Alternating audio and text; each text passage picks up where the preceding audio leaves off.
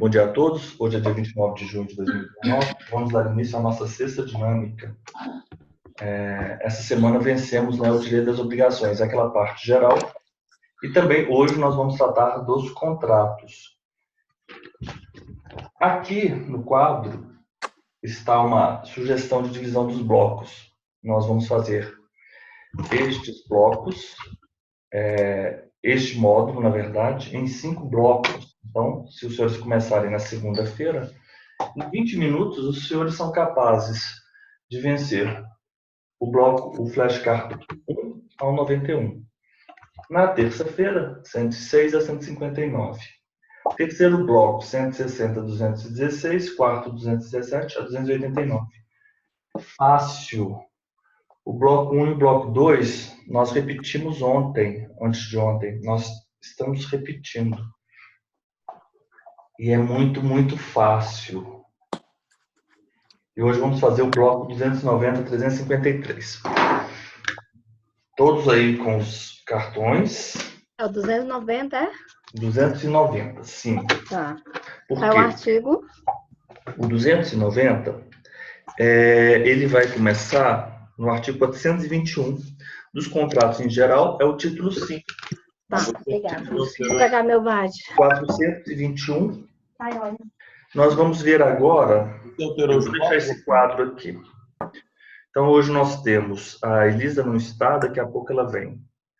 O Nilson, a Josélia, a Fernanda. Deixa eu colocar o nome de todo mundo aqui. A Lorena escreveu que está entrando novamente, deve ser a internet Então, dela. tá. Então, vamos colocar aqui.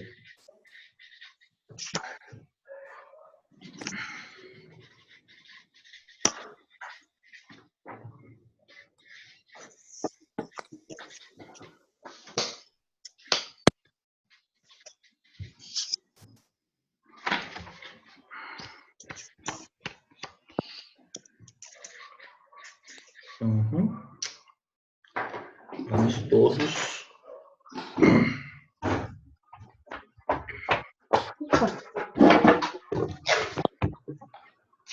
Vamos todos.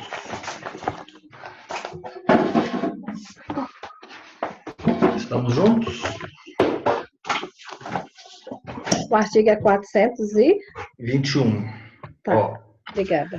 vamos acompanhando aí. Eu vou deixar, então, essa sugestão aqui para os senhores dividirem os cartões. Mas, caso os senhores queiram, os senhores podem fazer uma outra divisão, 6 blocos. Os senhores terão menos cartões em cada dia, o que vai ficar melhor ainda. Então, isso aí vai depender dos senhores. Ó, hoje nós vamos tratar do título 5. Vamos acompanhando aí. Contratos em geral. Contratos em geral. Contratos em geral. Capítulo 1. Posições gerais. Aí nós temos a seção 1, seção 2, 3, 4, 5, 6, 7, 8, 9. São 9 seções. Então, nós temos a seção 1, 2, 3, 4, 5, 6, 7, 8, 9. Depois, nós temos o capítulo 2. O capítulo 2, ele vai tratar da extinção de contratos. Extinção dos contratos. Extinção dos contratos. Quantas seções nós temos? Distrato, cláusula resolutiva, exceção, resolução. Nós temos 4 seções. Então, aqui, seção 1, seção 2, seção 3, seção 4. Ô, Mário e Lorena, ontem nós resolvemos o bloco 4 e nós tivemos uma estratégia seguinte. Aquele artigo que era mais complicado, eu falei assim, ó, vamos criar uma lista negra. Que são aqueles artigos que a gente tem que parar, ficar fazendo esquema. Mas eu prefiro ter a lista negra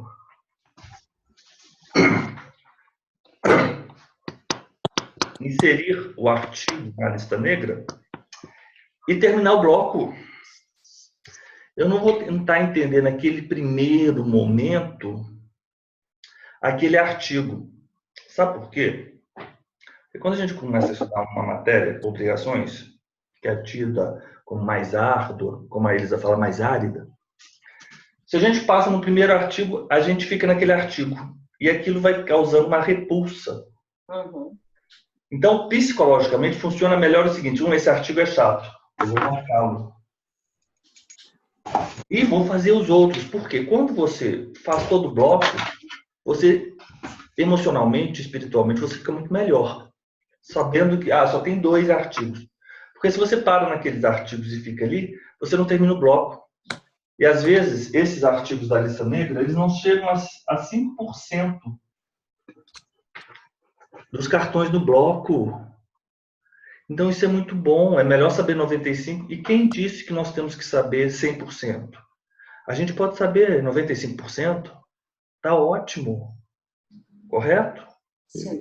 E é mais rápido, porque a gente consegue fazer o bloco sem os cartões da lista negra num tempo extremamente rápido. Tá. Então, hoje a gente vai fazer isso. Se tiver algum aí, a gente vai colocar na lista negra, porque a lista negra depois, igual a gente fez. Essa regra que eu estou tentando implementar, eu também não sigo ela à risca, não. Porque quando tem um artigo, né, Josélia, a gente fica aqui conversando sobre o artigo, né? O que é muito saudável também. Não é isso. A gente tem que vencer todos os artigos, fato. Mas os da lista negra a gente deixa para a gente depois, no final da aula, ou então um dia específico, nós tratarmos deles, fazendo todos os esquemas, correto? Essa técnica é boa, porque isso é bom, porque a gente vai fazendo uma análise, uma reflexão sobre o artigo. É muito legal, é bom. Amadurece, né? Oi, Elisa, bom dia, tudo bem? Bom dia, tudo bem, professor? Desculpe o atraso. Não, a gente estava aqui te esperando. A gente falou que não ia começar a aula antes de você chegar. Ai, que vergonha. Desculpa, professor. Aí, ó, o Mário está aqui, ó, mandando um coração para você, Elisa. Vamos lá. Elisa, eu estou falando aqui com o pessoal o seguinte, que a estratégia dos cartões, que eu tento implementar, porque eu também não a sigo, à risca, aquele artigo. Esse artigo eu não entendi, esse artigo é mais complicado. Eu vou colocar esse artigo na lista negra. Aqui é a minha lista negra. Tá bom? Por quê? Pode deixar. E depois a gente passa. Não, a gente tem que discutir todos, claro. Claro. Mas por quê? É melhor nós vencermos todos os cartões e nós termos os 5% na lista negra. Ok? Vamos lá. Então, a gente vai fazer isso hoje. Vamos lá. Parabéns, viu, Lorena? Obrigada! Parabéns, Lorena. Estamos felizes por vocês estarem lá já. Agora é a prova, agora a próxima etapa, né? Vamos lá. Vamos começar com a Elisa. Elisa, estamos então aqui, ó, nos contratos em geral. Por incrível que pareça, a parte mais tormentosa do direito das obrigações nós já vencemos. Esses artigos que pertencem à lista negra, eles não passam de um exemplo específico. É um caso. Havia um caso aqui no mundo dos fatos. O Miguel Reale resolveu fazer o seguinte: vou trazer essa situação fática aqui para o nosso Código Civil. Então você só tem que lembrar, naquele artigo da lista negra, qual é o caso, correto? Então vamos lá. Contratos em geral, título 5. Nós temos 2 capítulos. Um que vai tratar das disposições gerais, com 9 seções, e um capítulo que vai tratar da extinção dos contratos. Elisa, a liberdade de contratar será exercida em razão e nos limites da função social do contrato? Como será exercida a liberdade? Será exercida em razão e nos limites da função social do contrato. Isso, a liberdade de contratar será exercida em razão. Como? Em razão e nos limites. Ô, Fernanda, a oferta ao público equivale à proposta? Não, professor. Não, peraí. 291, está errado aqui. Mais uma vez, os cartões fora de ordem. Esse cartão é 95, 94, 93, 92. Aqui, eles estão assim, então tá. Vamos lá. Fernanda, a que são obrigados os contratantes a guardar na conclusão do contrato e na execução? São obrigados, assim, na conclusão, os princípios da probidade Possibilidade de boa-fé. Isso, 422. É o artigo 422. Você está falando aqui? Os contratantes são obrigados a guardar, assim na conclusão do contrato, como em sua execução. Ok, os princípios. Exatamente. Josélia, vamos lá para o 292, Josélia.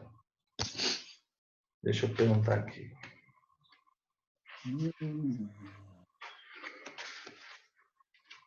Pessoal, esses cartões, eles não sei por que eles saíram de ordem. Eu tento mantê-los na mais estrita ordem, mas nem sempre é possível. Josélia, quando houver no contrato de adesão cláusulas ambíguas ou contraditórias, qual a interpretação dever-se adotar?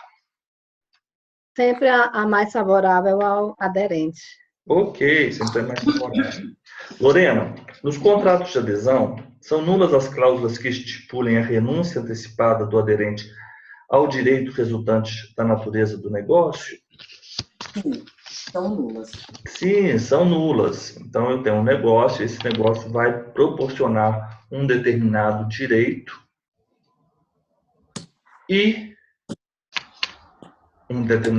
ao contratante, e a renúncia a esse direito que teria o contratante é nula. É a hipótese, por exemplo, de uma benfeitoria necessária num contrato de locação.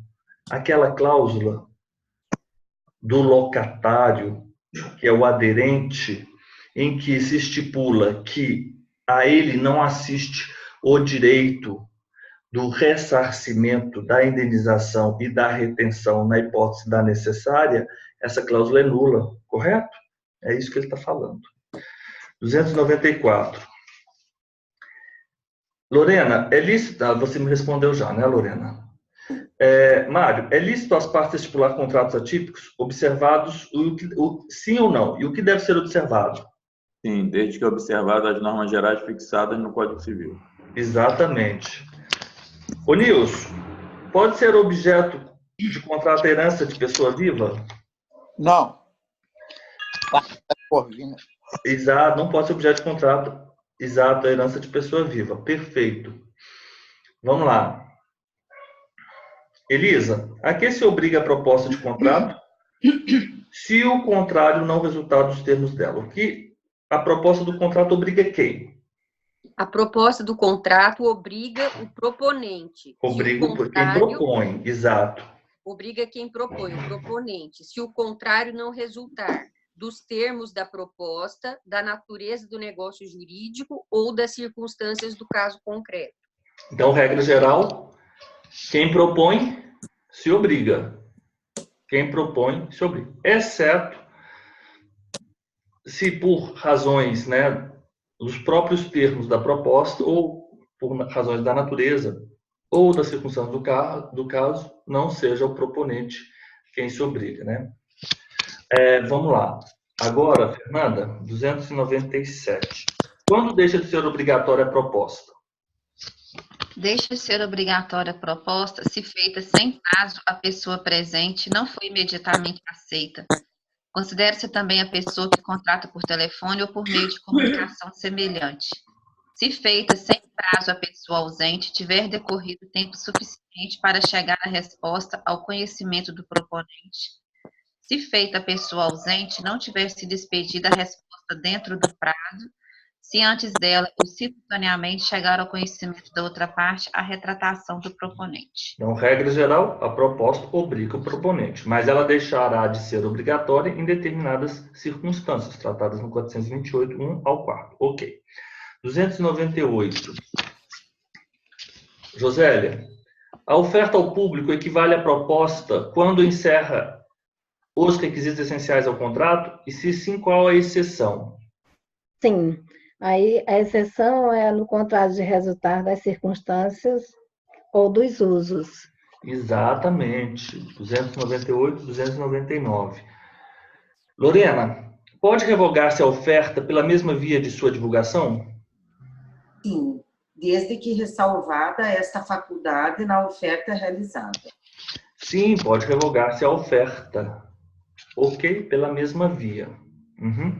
mas você tem que ressalvar essa possibilidade de revogação na oferta.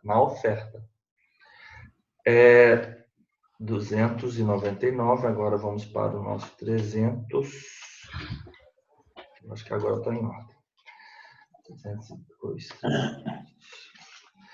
Os próximos cartões que eu já estou providenciando para os senhores, não sei agora quando vamos conseguir ser no próximo mês, mas vai ser em breve.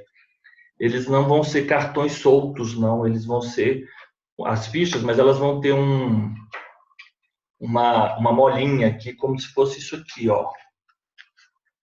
Ah, bacana. Aí a gente não vai perder, porque isso, a ficha, ela funciona com essas brincadeiras mais lúdicas, como aquelas que eu mostrei para vocês, né? Do banco imobiliário. Mas quando a gente precisa ter elas todas organizadas, ela não é muito... Se você não tem um sistema que as deixe todas juntas... Cadernadinha, né? A gente acaba se perdendo, como aconteceu aqui comigo. Ô, Josélia, você já respondeu. Agora é a Lorena. Lorena, o que ocorrerá se a aceitação por circunstância imprevista chegar tarde ao conhecimento do proponente? Este comunicá-lo imediatamente ao aceitante, sob pena de responder por perdas e danos. Então, se a aceitação por circunstância imprevista chegar tarde ao conhecimento do proponente, este proponente comunica ao aceitante, ok? Vamos lá para o 301 agora. 301. Ô, Mário, o que importará nova proposta? Aceitação fora do prazo, com condições, restrições ou modificações novas. Então, assim, aceitou fora do prazo. E essa aceitação? Adições, restrições, modificações, isso, na verdade, é uma nova proposta. Nilson, se o negócio for daqueles em que não seja costume a aceitação expressa ou o proponente estiver dispensado, a que reputar-se-á o contrato?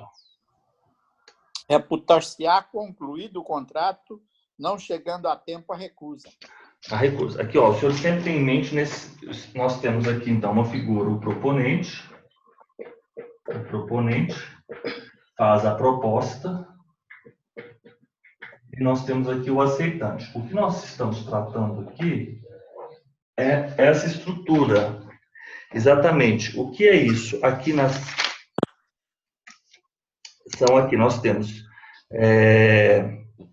da formação dos contratos, seção 2.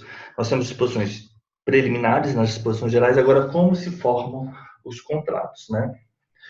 303 é a Elisa. Elisa, considera-se inexistente a aceitação se antes dela ou com ela chegar ao proponente a retratação do aceitante?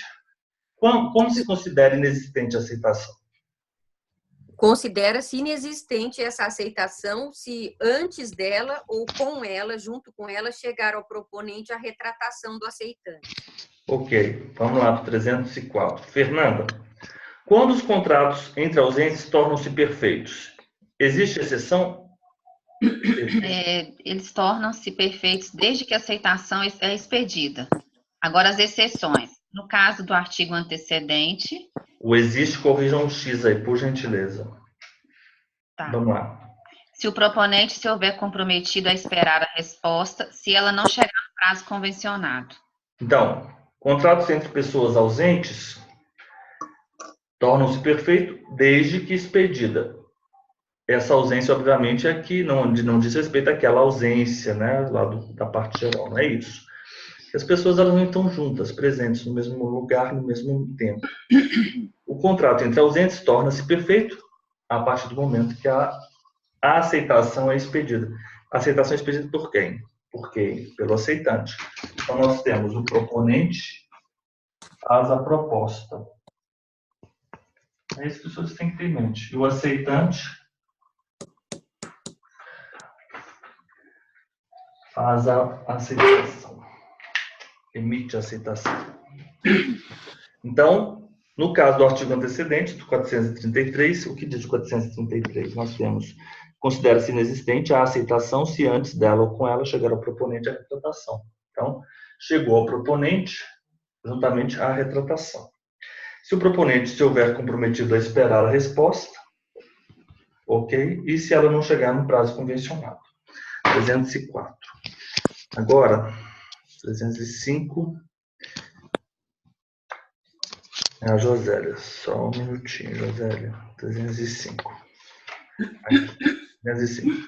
Josélia, se for celebrado o contrato no lugar em que foi proposto, qual é o lugar em que reputa-se celebrado o contrato? No lugar em que foi proposto. Então, regra geral, onde reputar-se-á celebrado o contrato? No lugar em que foi proposto. No lugar em que foi proposto. 305, 306. Lorena, o que estipula em favor de terceiro pode exigir o cumprimento da obrigação? O que estipula? Aquela pessoa que estipula em favor de terceiro pode exigir a obrigação, o cumprimento da obrigação? Sim. Sim, o que estipula em favor de terceiro pode exigir o cumprimento da obrigação. 306. Esse aqui, por exemplo, vai para a nossa lista negra. Eu vou colocar ele 306. Ah, tá. Esse aqui é o exemplo de uma pessoa que faz, por exemplo, um seguro. Eu vou fazer um seguro aí para a Lorena, um seguro de casa para a Lorena. A casa da Lorena, ela sofreu um dano. Eu, que estipulei em favor da Lorena, eu posso exigir o cumprimento do contrato. Mas tem que ter um contrato aí, professor, entre as partes. Hã? Tem que ter um contrato entre o que estipula em favor de terceiro pode exigir o cumprimento da obrigação. Não, existe um contrato entre eu, estipulante, e a seguradora. E entre você também existe, de certa forma... No caso do locador também, né? Uhum. 307. Vamos ver o 307, por onde anda o 307. 307. Vou pular o 307, depois eu volto nele. Vou fazer o 308, Mário. Se é o terceiro, em favor de quem se fez o contrato, se deixar o direito de reclamar-lhe a execução, o que ocorrerá? Se a Lorena tiver que reclamar, o que ocorre? Não poderá o estipulante exonerar o devedor. Não poderá porque afinal de contas eu fiz o contrato para a Lorena e estipulei que ela seria a pessoa adequada a reclamar. Depois eu não posso desfazer o meu contrato com a seguradora. 308. 309. Ô Nilson, pode o estipulante reservar-se o direito de substituir o terceiro designado no contrato? Sim. Independentemente de quê? Da anuência ou de outro contratante. Isso, então o estipulante pode reservar-se o direito de substituir o terceiro designado no contrato. Quem que é o terceiro? A Lorena. Independentemente de sua anuência ou da do outro contratante. Eu posso resolver agora fazer o segundo em favor da Elisa, por exemplo. Então, independente da anuência sua, Lorena, eu posso alterar essa relação. 310. Elisa, a substituição pode ser feita por ato entre vivos ou por disposição de última vontade? Sim, a substituição do favorecido pode ser feita por ato entre vivos ou por disposição de última vontade. Ok. Sim. A substituição pode ser feita por ato entre vivos ou por disposição de última vontade. 311. Fernanda, aquele que tiver prometido fato de terceiro responde por quê? Responderá por perdas e danos quando este ou não executar. Por exemplo, eu sou uma pessoa que organizo festa no interior. Então, eu contratei aqui com a prefeitura, porque, afinal de contas, eu tenho uma agência de organização de festas. E aí, eu vou prometer que a Ivete Sangalo vai tocar lá na exposição agropecuária. Vou colocar aqui, 439. Correto? É isso. Simplesmente isso. Aquele que tiver prometido por fato de terceiro responde por perdas e danos quando o terceiro não executar. Então, se a Ivete Sangalo não vier aqui na exposição agropecuária, eu vou responder por perdas e danos, né? Josélia, vamos lá para o 312 agora. 312 está sem pergunta. Mas eu vou fazer para os senhores aqui a pergunta. Essa responsabilidade não vai ocorrer em qual hipótese? Quando o terceiro for o cônjuge do promitente, dependendo de sua anuência, o ato a ser praticado. e desde que, pelo regime de casamento, a indenização de algum modo venha a recair sobre os bens. Se então aquele empresário é o casado com a Ivete Sangalo, vocês concordam que vocês estariam criando unilateralmente uma obrigação para aquela pessoa? Concordam? Então, se a responsabilidade não existirá se o terceiro for o cônjuge do promitente. Então, nesse caso, isso vai depender da anuência, obviamente, para que ela também futuramente tenha uma responsabilidade. Ok? Vocês entenderam? A hipótese 312, 313. Vamos lá, 313. 313. Lorena, qual obrigação haverá para quem se comprometer por outrem, se este outrem, depois de ter obrigado, faltar a prestação? Nenhuma obrigação haverá. Nenhuma obrigação, então haverá para quem se comprometer por outrem, se este, depois de ter obrigado, faltar a prestação. É o seguinte, vamos imaginar o seguinte, Ivete Sangalo vai tocar na exposição, prefeitura, eu sou o contratante. Só que a Ivete disse para a prefeitura que sim, tocaria na exposição. Agora, se a Ivete não toca na exposição, é responsabilidade minha? Não, é dela. Porque depois de ter se obrigado, ela faltou a prestação. Ficou claro? Elisa? Muito claro. Tem que pensar sempre no exemplo. Cada um é o exemplo. Agora, o problema é lembrar do exemplo, né? Porque aí isso é o treino, né? Vamos lá para o Mário agora. 314. Ô, Mário.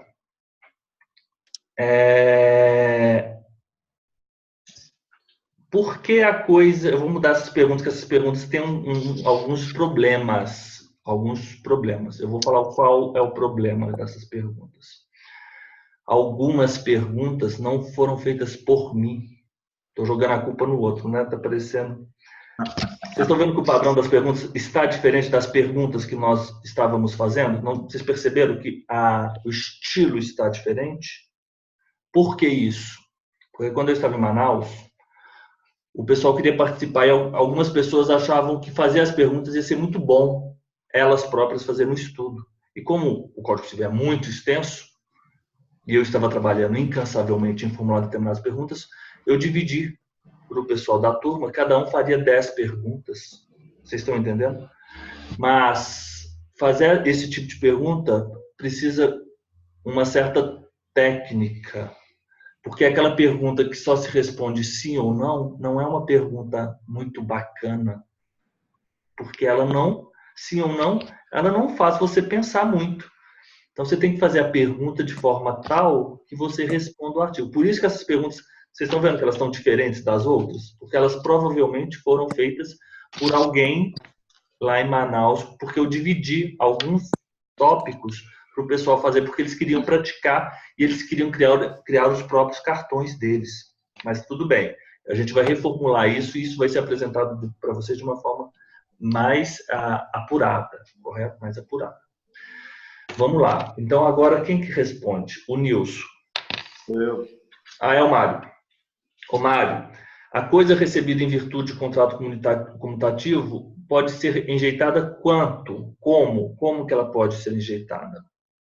Por vícios ou defeitos ocultos que a tornem imprópria ou ao uso a que se destina, ou lhe diminuam o valor. E se a coisa recebida em virtude de contrato comutativo pode ser enjeitada. Então, a gente tem aqui uma pergunta, né? O que é um contrato comutativo? Pessoal, depois eu vou passar para vocês uma listinha aqui dessas classificações de contrato, que são, inclusive, a gente precisa saber o que é um contrato comutativo. O contrato comutativo é aquele que temos prestações recíprocas. Então, eu pago o preço, recebo a coisa. Esse é um contrato comutativo, tá bom?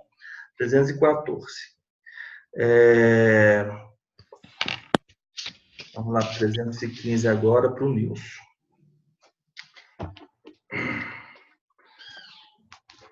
O 315 também não está. Nilson, vou pular o 315 e depois eu volto nele. Vou perguntar para você o 316. Ô, Nilson, em vez de rejeitar a coisa, redibindo o contrato, pode o adquirente reclamar abatimento no preço?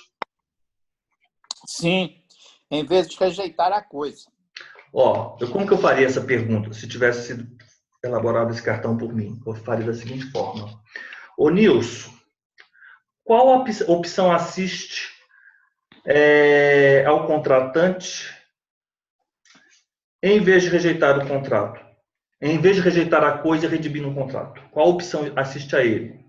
Pode o adquirente reclamar o abatimento no preço. Isso, ao invés dele rejeitar a coisa, enfim, e desfazer o contrato, ele vai reclamar simplesmente o abatimento no preço, correto?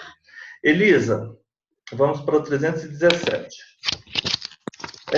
Vamos imaginar, se o alienante conhecia o vício ou defeito da coisa, a que estará obrigado aquela pessoa, alienante? E se ele não conhecesse? É a pessoa que vende um carro com problema. Esse é o exemplo típico da pessoa que vende um carro com um defeito. Vamos lá, Elisa, qual é a solução? Se o alienante da coisa conhecia o vício ou defeito oculto, restituirá o que recebeu, mais perdas e danos. Então, por exemplo, se eu vendi o carro com defeito para aquela outra pessoa, eu sou o alienante. Então, eu tenho que devolver para aquele alienante o que recebeu. Claro, perdas e danos também. E, obviamente, aquela pessoa ela tem que devolver o carro. Correto? Ela tem que devolver o carro também. Ninguém pode sair aí, não pode haver enriquecimento ilícito. Ó, mas eu acho... não vou entrar nesse detalhe agora. Vamos lá. E se ele não conhecia o defeito? Se o alienante não conhecia os vícios ocultos ou defeitos ocultos da coisa no contrato comutativo, ele tão somente restituirá o valor recebido mais as despesas contratuais. Então, assim, não conheço, vou restituir mais perdas e danos. Porque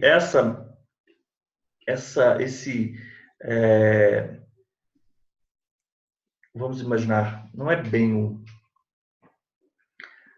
essa argúcia, essa maldade da pessoa, ela tem que ser enfrentada pelo direito com as perdas e danos. Os senhores estão entendendo?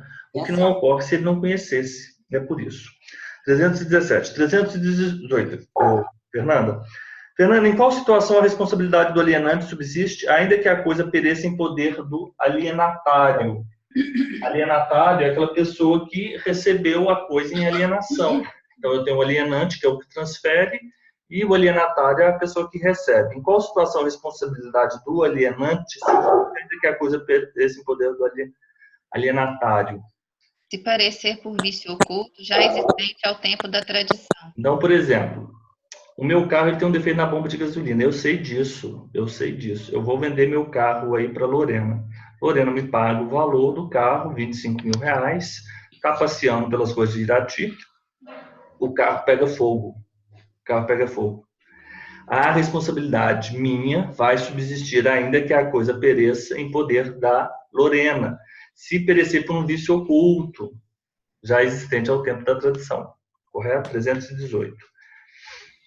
Josélia, em qual prazo decai o direito do adquirente de obter a redimição ou abatimento no preço se a coisa for móvel? 30 dias. E se for imóvel? 1 ano. Exato. Contado de quê? Da entrega efetiva. E se ele tinha alugado o carro, ele já estava na posse do carro depois que ele adquiriu o carro? Qual que é o prazo? Eu estou compreendendo que é a mesma coisa, da entrega efetiva, ou se já estava na posse, aliás, desculpa, na posse, o prazo conta-se da alienação reduzido à metade. Então, o prazo, ele tem o mesmo termo. O que é diferente é a redução do prazo, correto? 30 dias e 1 ano. 30 dias é a coisa móvel, 1 ano imóvel, sempre da entrega efetiva. Só que vai passar para 15 dias e 6 meses se eu já tinha alugado, por exemplo, o carro, ou então a casa, correto?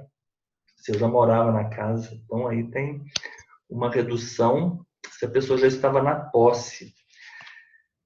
Obrigado, Josélia. Lorena, qual o termo ACO quando o vício, por sua natureza, só puder ser conhecido mais tarde em se tratando de imóveis? E no caso de imóvel? O prazo contar-se-á do momento em que dele tiver ciência. até um prazo máximo de 180 dias, em se tratando de bens móveis, e de 1 ano para os imóveis. Ó, esse 445, ele é um outro que vai para a lista negra, mas eu não vou falar sobre ele. Os senhores fiquem tranquilos. Fiquem tranquilos, porque eu acho importante nós termos essa visão geral e depois vamos pontuando. Porque eu quero tem um adendo que a gente compara com os prazos do Código do Consumidor. Temos, inclusive, isso me perguntaram na minha prova oral no Amazonas. Vamos lá. Achei a 315 aqui. A 315, eu vou perguntar para você, Mário. A 315 é o parágrafo único. Do artigo 441. Isso. Estamos aonde aqui? 441. Vamos lá, Mário. Mário, é aplicável às disposições do artigo 441 as doações onerosas? A coisa recebida em virtude de contrato comutativo pode ser rejeitada por vícios ou defeitos ocultos que a tornem imprópria ao uso a que é destinada, ou lhe diminui o valor. Essa disposição aplicar-se-á a quais contratos? É aplicável à disposição deste artigo às doações onerosas. Ó, então você vai entender contrato comutativo como as doações onerosas. De certa forma, as doações onerosas elas se parecem com os contratos comutativos, né? Vocês estão entendendo, né? Então, 315. Deixa eu colocar aqui o 315. As perguntas a gente vai melhorando com o tempo. Ô, Nilson, vamos lá para o 321 agora. 321.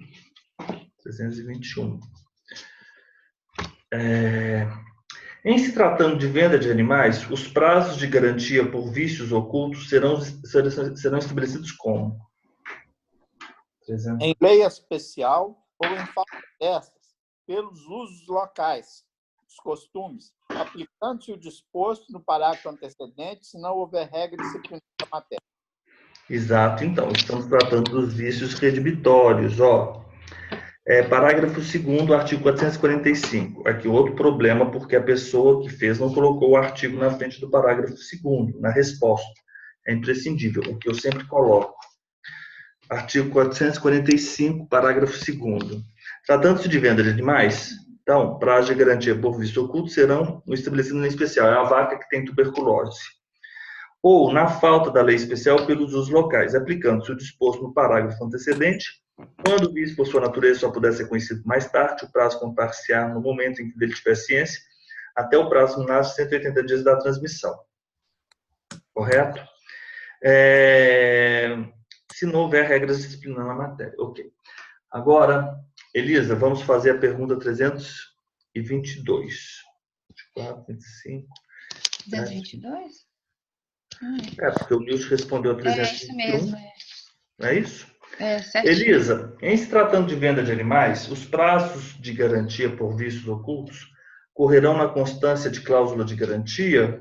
O que fará o adquirente ao descobrir o vício? Se houver cláusula de garantia, não correrão os prazos do artigo antecedente.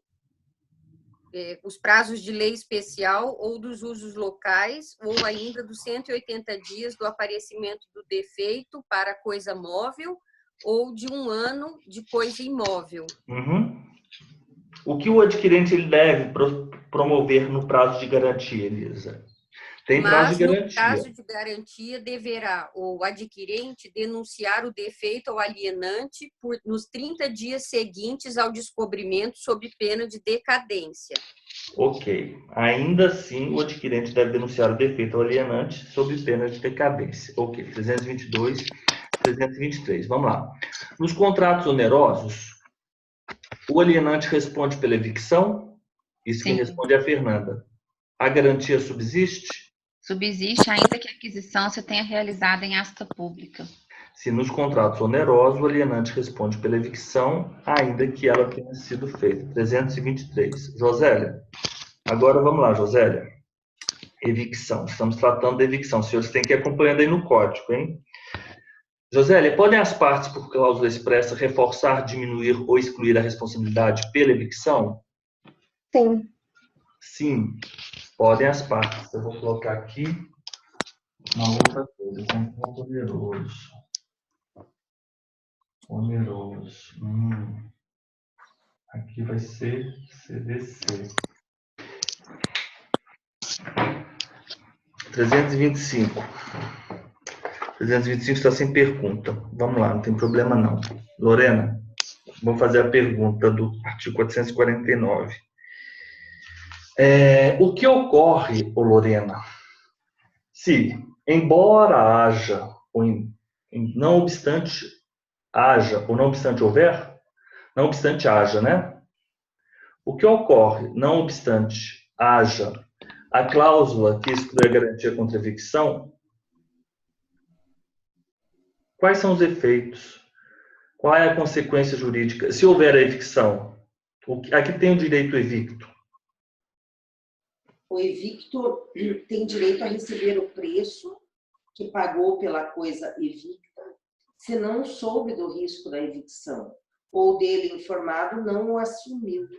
Então, assim, embora, por exemplo, Lorena, eu vou defender o apartamento. O apartamento está sendo discutido judicialmente, correto? Eu posso, na nossa venda, estipular uma determinada cláusula que vai dizer o seguinte: a Lorena, eu e a Lorena, nós não nos... eu, como alienante, ele está falando, nos contratos, o alienante responde, subsiste, ele está falando, eu posso excluir a responsabilidade pela evicção, por exemplo. Lorena, você está comprando, mas... Ou então você nem sabe disso, correto? Você não sabe disso. Você pode saber ou não saber, mas pode haver uma cláusula dizendo, caso haja evicção, eu, alienante, não me responsabilizo por isso, ok? É porque esse mundo contratual ele é tão amplo, pode haver uma situação que a pessoa acha vantajoso comprar aquele bem ainda sob o risco da evicção, correto? Tem um exemplo aí, provavelmente bem próprio para isso. Vamos imaginar que eu tenha vendido para você com essa cláusula. Havia essa cláusula. E você não sabia que embora houvesse essa cláusula, você não sabia que aquele imóvel ele era objeto de uma contenda judicial, correto? Você não sabia disso. Tudo bem.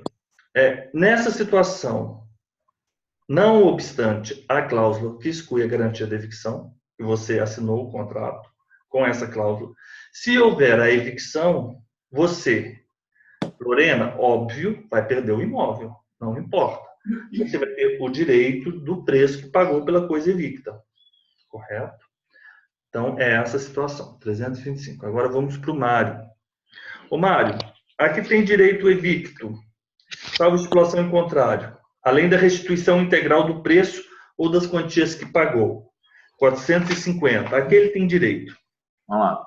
Tem direito à indenização dos frutos que tiver sido obrigado a restituir, a indenização pelas despesas dos contratos e pelos prejuízos que diretamente resultarem da evicção, as custas judiciais e aos honorários do advogado por ela constituído. Pessoal, esses artigos eles são independentes. Vocês estão entendendo? Eles são regras sobre evicção. A primeira é o seguinte: você pode firmar um contrato. Regra geral, quem vende responde pela evicção, ainda que por ação pública, ok. Mas as partes podem reforçar, diminuir, excluir a responsabilidade pela evicção. Essa é uma outra situação que não tem a ver com esse primeiro artigo, 47, correto? O 450 ele tem a ver com o 447, com essa primeira parte. Se o alienante vendeu, a lei já não assegura ao alienatário, na verdade, o direito, porque o alienante vai responder pela evicção. Então, o alienatário tem o direito, né, de ter satisfeito, né, de não ter um prejuízo pela evicção. Ok. Então, estipulação em contrário tem o direito do evicto, né, que é aquela pessoa, alienatário, que é o alienatário. Então, é isso. Ele vai, os frutos que tiver de ser obrigado a restituir, as despesas do contrato, as custas judiciais e honorários de advogado, porque ele pode ter participado da relação jurídica. 327. Vamos lá, Nilson. Qual será o preço, Nilson, seja evicção total ou parcial? Será o do valor da coisa, na época em que se venceu, na época em que se venceu e proporcional ao desfalque sofrido no caso de evicção parcial. Então é isso. É na época, no momento em que se venceu, não é no momento da compra. Não é no momento da compra, correto? O preço de evicção total ou parcial será o valor da coisa na época em que se venceu. Venceu. 320. Professor, então não é o preço que ele pagou, né? Não, necessariamente não. Tá. Agora pode ser que a coisa, o preço adquirido tenha mantido, a coisa continuou, mas ela pode ter desvalorizado ou valorizado. Correto? 320. O que é mais justo, né? 328. Elisa, responde por gentileza. Subsiste para o alienante essa obrigação ainda que a coisa alienada esteja deteriorada? Sim, subsiste para o alienante a garantia de receber o preço à época que venceu, mais frutos, despesas contratuais e contratos de honorários advocatícios, exceto havendo dolo do adquirente. Ok, então se aquela pessoa que adquiriu agiu com dolo e causou um dano, a deterioração, aí você, obviamente, não vai subsistir para o alienante esta obrigação, né? E essa obrigação é de qual? Artigo 451. A obrigação, né, de restituir integral o preço. É o que está disposto no artigo 450. Restituição integral do preço ou das quantias que pagou. Ok, agora 329, vamos lá para a Fernanda. 329. Fernanda, estamos aqui ainda na evicção. Concluído o contrato preliminar, com observância do disposto no artigo antecedente, isso aqui é um outro problema de fazer um cartão desse jeito, porque se você não está acompanhando pelo código, qual o artigo antecedente? Eu sempre, a minha regra... Qual o número, professor? 329, peraí, eu estou lendo 340, tá errado. Eu estou lendo errado, inclusive. 329, qual é o artigo? 329 é o 452. Vamos lá. Obrigado, Fernanda. Fernanda, o que ocorrerá se o adquirente tiver auferido vantagens das deteriorações e não tiver sido condenado a indenizá-las? O valor das vantagens será deduzido da quantia que lhe houver de dar o alienante. Então, é isso aí, 452. Obrigado. Josélia, as benfeitorias necessárias ou úteis, não abonadas ao que sofreu a evicção, serão pagas pelo alienante? Sim. Então, as benfeitorias, porque não foram abonadas pelo evictor, né? Não foram abonadas por aquela pessoa que venceu a ação judicial e teve para si o bem, o imóvel, né? Elas serão pagas por aquela pessoa que vendeu o imóvel. Josélia, ou Lorena, se as benfeitorias abonadas ao que sofreu a evicção tiverem sido feitas, não faz o menor... Deixa eu reformular essa pergunta. E se as benfeitorias tiverem sido feitas pelo alienante no pagamento, como que se operacionaliza esse pagamento? Se as benfeitorias abonadas ao que sofreu a evicção tiverem sido feitas pelo alienante, o valor delas será levado em conta na restituição devida. Então, vamos imaginar o seguinte. Eu sou uma pessoa, vendi para... Correto? Lorena me pagou R$100.000. Antes da entrega, eu promovi algumas benfeitorias. Correto? Eu, alienante. Então, a Lorena recebeu ali o imóvel com determinadas benfeitorias, mas as benfeitorias não foram feitas a ela. Quando ela perdeu a evicção, o que eu tenho que fazer? Eu tenho que devolver o preço para ela, correto? Mas é justo ela receber o preço com as benfeitorias? Não, ela não fez as benfeitorias. Então, se as benfeitorias abonadas da Lorena, por exemplo, foram feitas por mim, o valor delas será levado em conta na restituição devida. Correto? Na restituição devida. Então, se ela me pagou R$100.000, eu não vou pagar a ela R$120.000. Eu vou simplesmente pagar para ela R$100.000. Vocês concordam? Eu também não posso descontar aquele valor R$100.000, as benfeitorias que foram feitas por mim. Vocês entenderam a situação? Ok, 330. Vamos lá. Ô Mário, se parcial, mas considerável for a evicção, poderá o evicto optar pelo quê? E se não for considerável?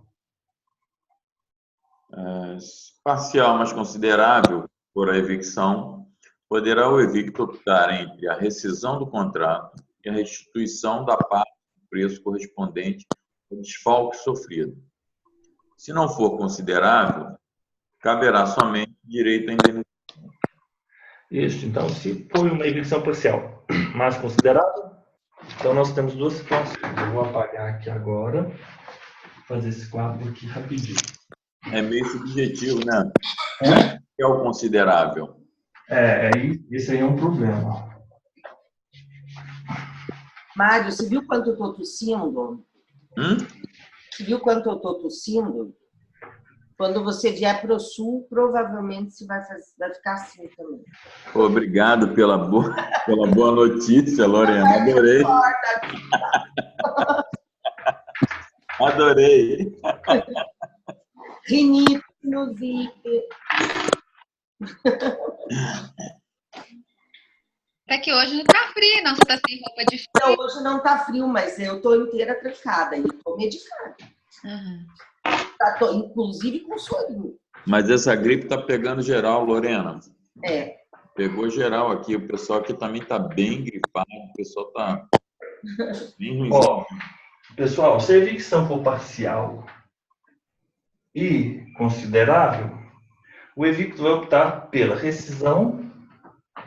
Então, vai ser rescisão do contrato e a restituição da parte do preço. Restituição parte do preço. Correto? Correspondente ao desfalque. Se não for considerável, indenização.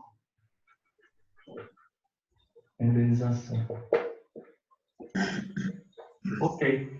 É isso que a gente precisa ter em mente para responder. Professor, mas essa indenização são perdas e danos? Sim. Eu acho que tem a ver com o equivalente mais os perdas e danos, né? Equivalente mais perdas e danos.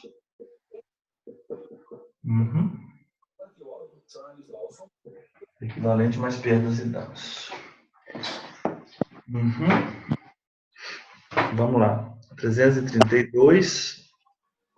Quem respondeu essa pergunta? Eu. Ô, Nilson, agora então é você. Ô, Nilson, pode o adquirente demandar pela evicção se sabia que a coisa era alheia ou litigiosa? Não, se ele sabia, assumiu o risco, né? Exatamente, correto. Se ele sabia, ele assumiu o risco. 333. Ô, Elisa, se o contrato for aleatório, ou dizer respeito a coisas ou fatos futuros, cujo risco de não virem a existir um dos contratantes assuma, a que terá o outro direito de receber? Se o contrato for aleatório, por dizer respeito a coisas ou fatos futuros, cujo risco de não virem a existir um dos contratantes assuma, terá o outro contratante direito de receber integralmente o que lhe foi prometido, desde que, de sua parte, não tenha havido dolo ou culpa, ainda que nada do avançado venha a existir. Esse contrato aqui é o contrato de seguro, é o contrato típico. Então, pensem agora o contrato de seguro. Ó. Esse contrato é o contrato aleatório. O nome disso é contrato aleatório. Contrato de seguro. Diz respeito a coisa ou fatos futuros, cujo risco de não virem a existir um dos contratantes assume. Então, pode existir o dano ao veículo, a perda total do veículo, como não pode também existir. Nessa situação, a seguradora vai ter o direito de receber todo o valor. Né? O nome disso é prêmio, né? Correto? O nome é o prêmio. Desde que ela não tenha havido dolo ou culpa, ainda que nada do avançado venha a existir. Ok? 334. Fernanda, Se for aleatório, por serem objeto dele coisas futuras, tomando o adquirente a si o risco de virem a existir em qualquer quantidade, a que terá direito o alienante? Terá também direito o alienante a todo o preço, desde que de sua parte não tiver concorrido culpa, ainda que a coisa venha existir em quantidade inferior à esperada. Então, é isso aí. Se for aleatório, por serem objeto deste contrato coisas futuras, tomando o adquirente a si o risco de virem a existir em qualquer quantidade, terá também direito o alienante a todo o preço, desde que de sua parte não tiver concorrido culpa, ainda que a coisa venha a existir em quantidade inferior à esperada. Isso aqui tem a ver com safra. Isso aqui tem a ver com safra. Mas eu vou colocar o 459 aqui, ó. O alienante, 459. Vou colocar os na lista negra. Tudo bem, depois a gente volta neles. 335. 336. Josélia, se da coisa nada vier a existir, alienação haverá? E o alienante restituirá o preço recebido? O alienante restituirá o preço recebido. Isso. E não haverá... Não haverá alienação. 336. Agora vamos lá para Lorena. 337.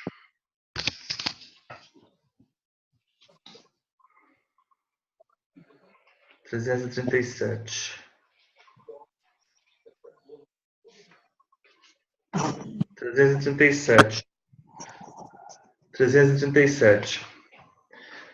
Lorena, se for aleatório o contrato, por se referir a coisas existentes, mas expostas a risco, assumido pelo adquirente, a que terá direito o alienante?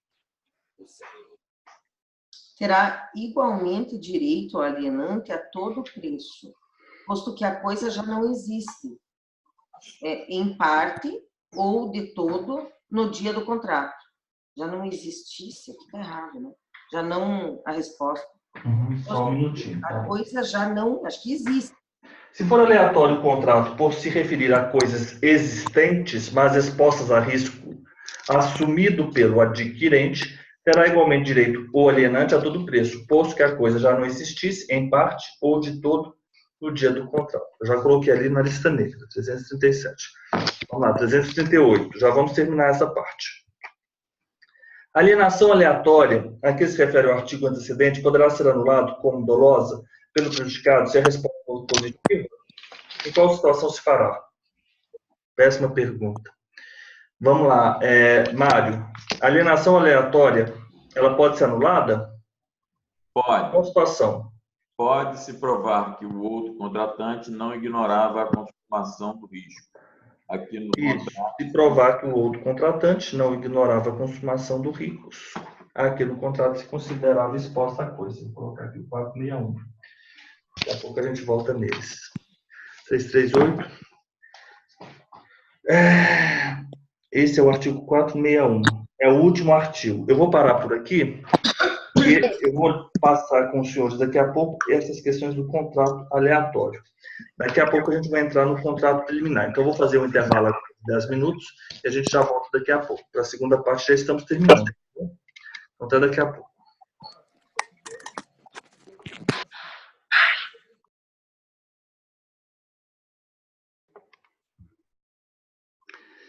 Vamos lá, Lorena. Tudo bem? Vamos lá? Deixa eu chamar uma foto ali. Oi, Lorena, tudo bem? Tudo bem.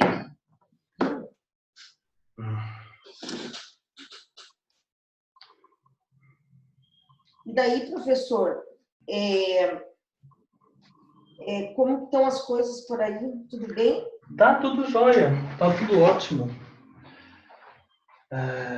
Bom, vai se organizar melhor agora, né? Agora que eu vou, na segunda-feira, amanhã à tarde, né, que eu vou fazer a minha mudança. Uhum.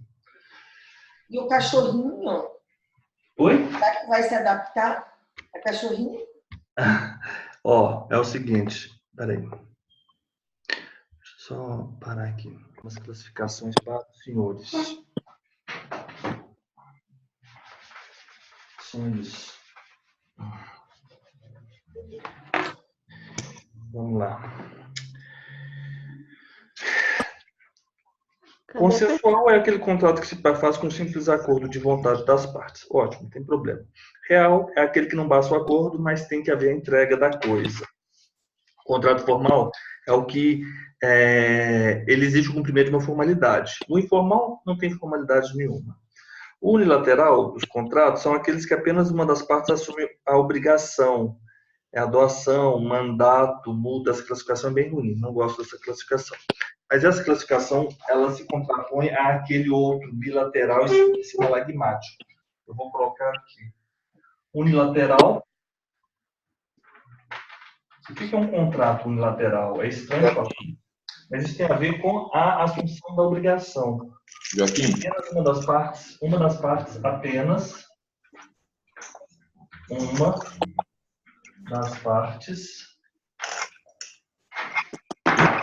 assume a obrigação. Joaquim? Oi? Você mandou foto daquele quadro pra gente? Não? Mandei. Aí não, tranquilo, é que eu não... mandei. Tá aí. Apenas uma das partes assume obrigação. Assume obrigação. Ok. O bilateral, ele tem um outro nome. Sinalagmático. São aquelas em que ambas partes assumem obrigação. Aqui é muito tranquilo. Ambas partes assumem obrigação. Por exemplo, na compra e venda, eu sou o vendedor. Qual é a minha obrigação? Entregar a coisa. Qual que é a obrigação do comprador? Pagar o preço. Correto? Então, aqui é compra e venda. Compra e venda. A outra é a doação. Correto? Então, esse aqui é uma classificação. Agora, vamos lá. Nós vimos isso aqui ontem, né? O que era o benéfico? O benéfico é o gratuito. Onerosos, que se contrapõem aos gratuitos benéficos. Pessoal, eu vou sugerir para vocês o seguinte: a gente tem que ser muito minucioso na definição. O que é um oneroso? Oneroso, você não pode falar assim, obrigação para ambas partes. Não é isso. Oneroso quer dizer que ambas partes sofrem sacrifício patrimonial. Então, a melhor opção é decorar esses conceitos. Oneroso. Ambas sofrem sacrifício patrimonial. Correto? Porque é muito parecido. Sacrifício patrimonial. Ok. O que é o gratuito ou benéfico? Apenas uma das partes. Então, aqui, mais uma vez, compra, venda. E o benéfico, apenas uma das partes sofre sacrifício patrimonial. Apenas uma das partes sofre sacrifício patrimonial. Ok. O que? Exemplo, a doação. Então, vamos lá.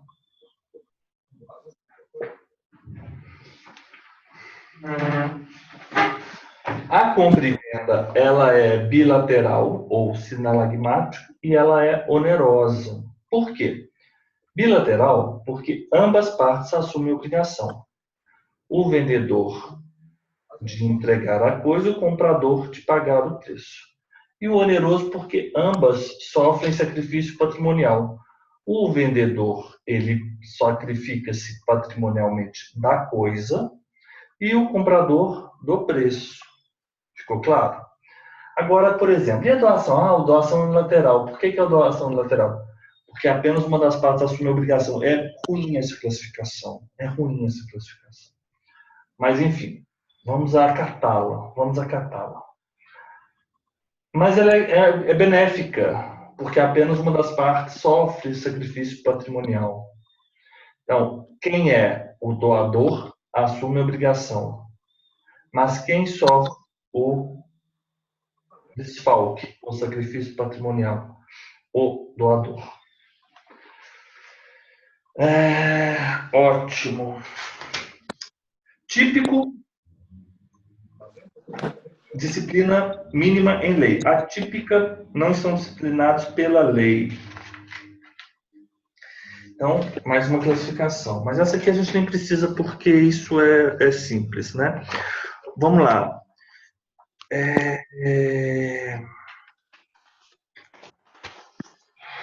O impessoal são aquele contrato que desconsidera. Esse aqui é interessante. Deixa eu colocar aqui. Outra classificação. Impessoal. Pessoal. Intuito personae.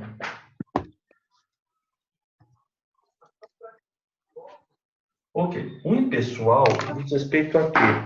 Desconsideram as características pessoais do contratante. Pode ser desconsideram características pessoais do contratante. Então, vamos lá. Desconsideram as características pessoais do contratante. O intuito personae? Não. Consideram as características pessoais do contratante. Consideram as características pessoais do contratante. Ótimo, consideram. Esse é agora tem uma outra classificação. Principal, subsistem por si próprios. Acessório, dependem do outro.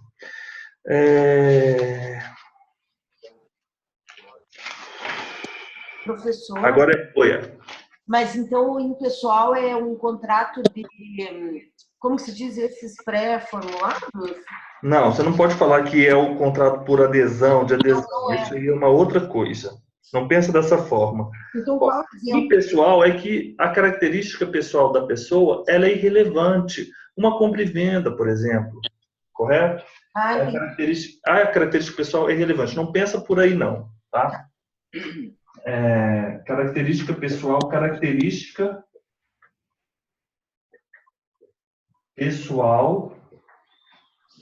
é irrelevante. O pessoal, por exemplo, é típico, é o contrato de fiança. Tanto é assim que na fiança, quando do falecimento do fiador, o que há é a extinção do contrato, transferindo-se aos herdeiros do fiador apenas eventuais débitos já vencidos dentro da força da herança. A condição de fiador ela não é transferida pela morte, mas os débitos vencidos, caso hajam, sim. Então, por exemplo, eu tenho aqui a Lorena. Eu sou o locatário, a Lorena é a minha locadora. Ela exigiu a fiança, Nilson, fiador. Não vou usar o Nilson, não, porque eu vou ter que matar alguém. Vamos imaginar um outro fiador. Isso. Tem um fiador. Meu cachorro já... Se o meu fiador vier a falecer, que não é o Nilson, o herdeiro do fiador não vai ser fiador da Lorena. Correto? E aí, a Lorena vai perder o fiador, a garantia pessoal. Se eu não tiver... Eu não paguei o aluguel. Não, eu paguei o aluguel porque eu sou excelente inquilino. Morreu, acabou, a Lorena ela vai poder exigir um novo fiador. Ok. Mas se, por exemplo, eu já tiver em atraso alguns meses, aí os herdeiros do fiador, eles vão ter que arcar com aqueles aluguéis. Os senhores entenderam a diferença? Mas não porque eles são fiadores, é porque já havia um débito vencido. Já havia, correto? Não porque agora eles são fiadores. Fiador, né? Você está falando da morte do fiador. Da morte do fiador. Tá, posterior ao seu inadimplemento. Exato. Agora, se eu, por exemplo, deixo de pagar depois que o fiador morre, aí a Lorena se deu mal. e os filhos do fiador não vão ter responsabilidade pelo pagamento. Vocês entenderam? É só se já tiver havido antes o inadimplemento. Você já estava inadimplente quando ele morreu. Tá. Entenderam? Então tá. Ok, qual outra coisa aqui? Isso aí, Lorena, esse é o típico contrato intuito persona, personalíssimo. Esse é o exemplo. Agora vamos lá para essa questão. Eu vou tirar uma foto, vou mandar para vocês, porque agora a gente vai falar sobre o risco. Esse que é o que a gente tem visto agora, que é contrato aleatório, eu vou mandar para vocês. Peraí.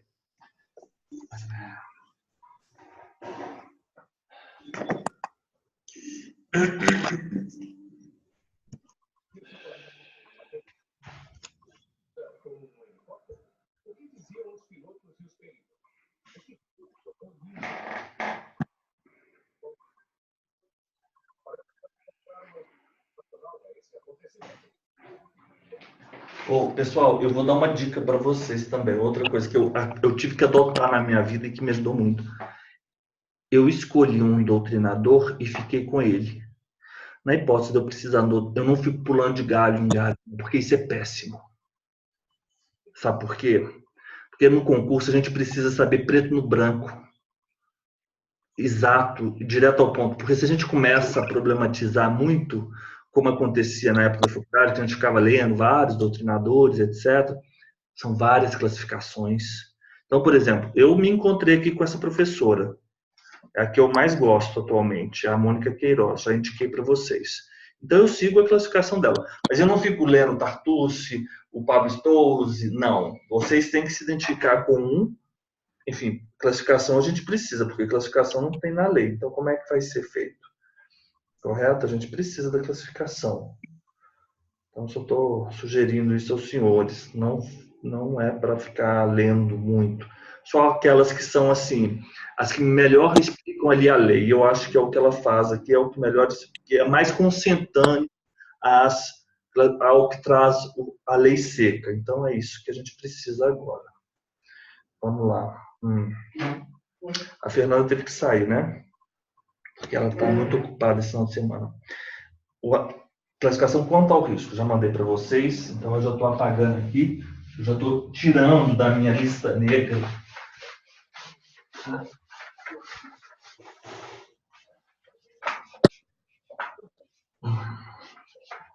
Risco. Como eles podem ser?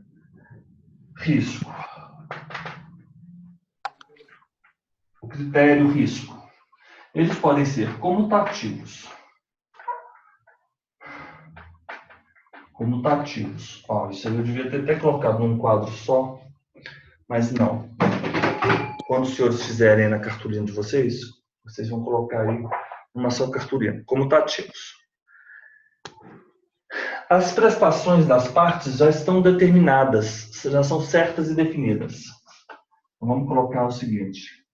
Prestações das partes certas, definidas. Ok. As prestações das partes certas e definidas. É a compra e venda. Eu já sei exatamente o que eu vou entregar e eu já sei exatamente o que eu vou receber. Compra e venda. Compra e venda. Compra e venda. O contrato comutativo. Por isso que é interessante, né? Olha só, eu vou abrir aqui a foto do quadro. Compra e venda, né? Exemplo clássico. A compra e venda. A compra e venda é bilateral estigmático, porque ambas partes assumem a obrigação. Ela é onerosa, porque ambas partes sofrem sacrifício patrimonial. E ela é comutativo, porque ambas partes. Porque as prestações são certas e definidas. Ok? Isso aí foi questão de uma prova discursiva agora recente no concurso de Minas, classificação de contrato. Isso não é tão simples como parece, classificar o contrato. Na verdade, eu tenho que sempre estar com minha cola. Sempre, não tenho vergonha de falar isso. Estou sempre com minha cola. porque eu não consigo lembrar exatamente o critério comutativos, prestações e partes. Não sei, vou senhores, mas a gente tem que estar com a cola. O outro são os aleatórios. Aleatórios. O aleatório, ele tem duas características. A prestação de uma das partes poderá ser devida ou não, e sendo devida, a quantidade poderá variar a depender do fator sorte. Então, prestação poderá ser devida ou não. Prestação pode ser devida, pode não ser devida. Ótimo. Prestação pode ser devida, pode não ser devida. Comutativo, aleatório. Prestação pode ser devida, pode não ser devida. E se ela for devida? A quantidade pode variar. Quantidade pode variar. Pode variar. Quantidade não pode variar. A depender de quê? Daquele elemento sorte. O nome disso é alha. Nossa, alha. Sorte. Alha. Então tá. Ainda nós temos dois tipos de contratos aleatórios. O primeiro tipo é o empty spay. O que significa empty spay? Um dos contratantes assume o risco relativo à própria existência da coisa ou fato, nada obstante o preço que será pago integralmente. Um dos contratantes assume o risco relativo à existência da coisa ou fato. Um dos contratantes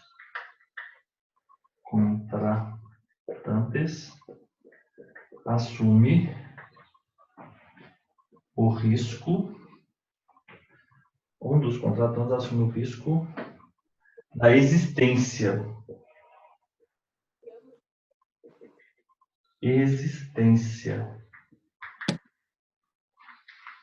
Ok. Da existência de que? Coisa ou fato. Ok. Vamos ver o exemplo. Mas assume, na verdade, assume um dos contratantes, assume o risco da existência. O risco relativo à própria existência. O preço será pago integralmente. Preço pago integralmente. Isso aqui, pessoal, é o exemplo lá do carro. A prestação. Um dos contratantes assume o risco relativo à própria existência da coisa ou do fato. Essa espécie é o do 458. Então, vou colocar aqui, ó, 458, já tirei ali, ó, a minha lista negra. 458. Se o contrato for aleatório, o que é o contrato aleatório? É aquele em que a prestação pode ser devida ou a prestação pode não ser devida. E se ela for devida, a quantidade pode variar, como também a quantidade não pode variar, a depender da alha. Esse é o contrato aleatório. E esse contrato aleatório, empty spay, é que um dos contratantes assume o risco relativo à existência da coisa ou do fato. Quem é essa pessoa? O segurador. Ele assume o risco de o prejuízo vir a existir ou não. Os senhores concordam? Ele tem que substituir com os exemplos. É o seguro de existente. Então, o seguro comumente lembrado aqui é o seguro de acidente. 458. Se o contrato for aleatório, pode dizer respeito a coisas ou fatos futuros, cujo risco de não virem a existir um dos contratantes assuma, é porque ele deveria ter falado assim. Cujo risco de virem a existir. Cujo risco de virem a existir. O fato, acidente. Um dos contratantes assuma. Cujo risco de não vir a existir um dos contratantes assuma. Claro. Concordam? Os senhores entenderam? São sempre duas situações. Ele assume o risco de vir a existir, ou acidente, a seguradora não assume o risco. Ela assume o risco também de não vir a existir, independente. Então, você está pagando ela por quê? Você vai pagar se por ela assumir o risco. Os senhores entenderam? Por ela assumir o risco. É por isso que eu estou pagando a seguradora. Eu estou pagando a seguradora por ela correr o risco. Porque vocês, quando compram o carro, vocês compram um carro e essa situação fática traz consigo um risco. Vocês podem tirar esse risco mediante um pagamento de uma parte do preço a uma pessoa que assume o risco pelos senhores. Correto? O nome disso é o contrato de seguro. Em se tratando de compra e venda, excepcional, não tem isso aqui, não quero falar sobre isso. O exemplo comumente lembrado aqui é o seguro de acidente de veículo automotor. Então, aqui é o seguro, exemplo, seguro de acidente veículo automotor. Ok. O outro, o que é o outro? É o emptio rei esperatai. Vamos lá. Emptio rei. Esperatai. Essas palavras nem são de lascar. Esperatai. Emptio spei.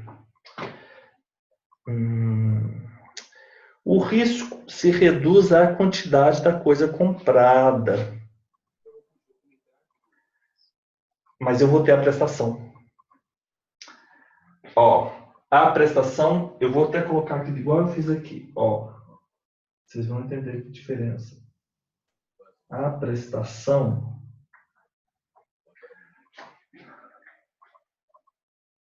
devida, não devida.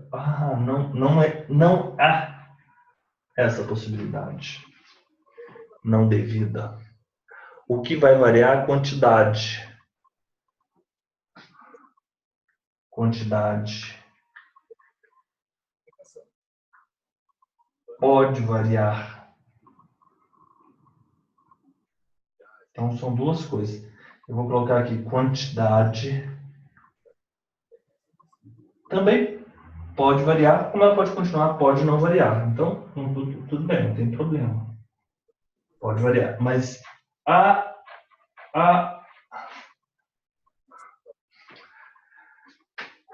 o que se dimensiona, o que se altera, o que se pode vir, o que se modifica, o que não se sabe é a quantidade. Não é a existência da prestação. Vocês entenderam? Aqui é o objeto da prestação. Aqui diz respeito ao objeto. Não diz respeito à existência. Eu vou colocar então aqui âmbito da existência. E aqui é o quantum do objeto.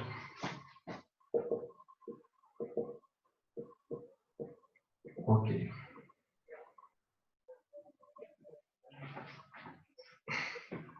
Eu questiono existência nessa situação? Existência da prestação? Não. Porque ela haverá. O que eu questiono é em qual quantidade, qual o conteúdo da prestação. O que se questiona, ou o que se considera, ou o que se aventa é o objeto, não a existência da prestação. Os senhores vão entender o seguinte. Nesse contrato, emptio spei, A prestação ela pode ser devida ou pode não ser devida. Por quê? Pode haver o acidente, a seguradora pode me pagar ou ela pode não me pagar. Concorda? Sim, essa é a hipótese. E quando ela me pagar, é porque esse exemplo aqui que eu citei na definição é o empty spare. Ainda, na hipótese de ser devida, pode variar o quanto da prestação. Os senhores concordam? São dois elementos. Agora, nessa segunda situação, esse contrato aleatório, empty reiterado, eu não tenho a possibilidade de não ter a prestação. Eu vou ter a prestação. O que vai alterar vai ser o quanto. Como assim? É a compra da safra. Vocês se lembram que eu falei para os senhores? A compra da safra. Ó. É a compra da safra de café de 2018. Esse aqui é o 459. Ó. Já tirei lá da minha lista negra. Esse aqui é exemplo. Compra safra. Os senhores têm que pensar nisso aqui como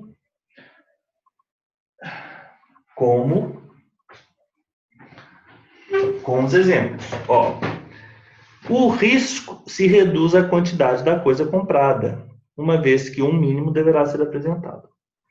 Ó, risco, existência. Então, no SPEI, eu tenho risco.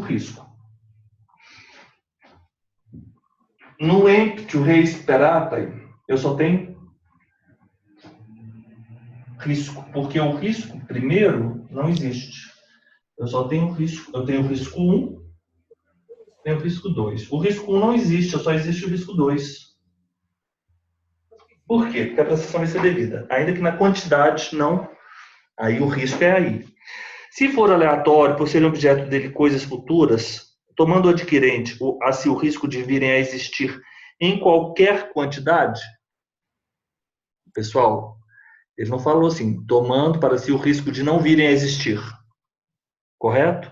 Só há possibilidade de existir.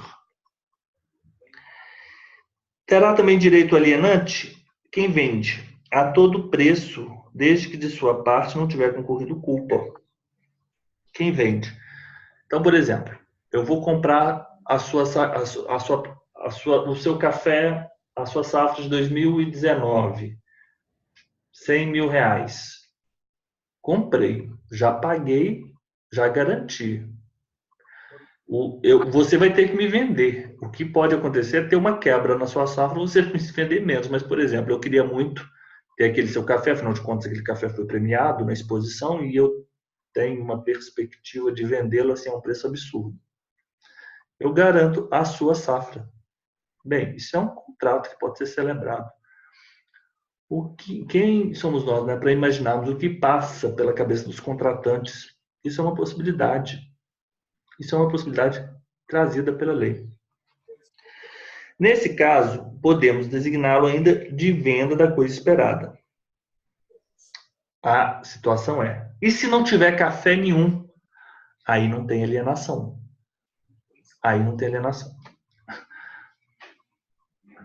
Que é o que diz o parágrafo único do 459. Vamos lá? Deixa eu dar uma lida aqui no 459. Se da coisa nada vier a existir, alienação não haverá e o alienante restituirá o preço recebido. Ficou claro? Então é isso. Deixa eu ver aqui agora se tem mais algum. Não. Classificação de contrato é isso. Pessoal, isso é simples. Vimos a classificação dos contratos. Não quero falar sobre essas teorias, né? Boa fé, nada disso.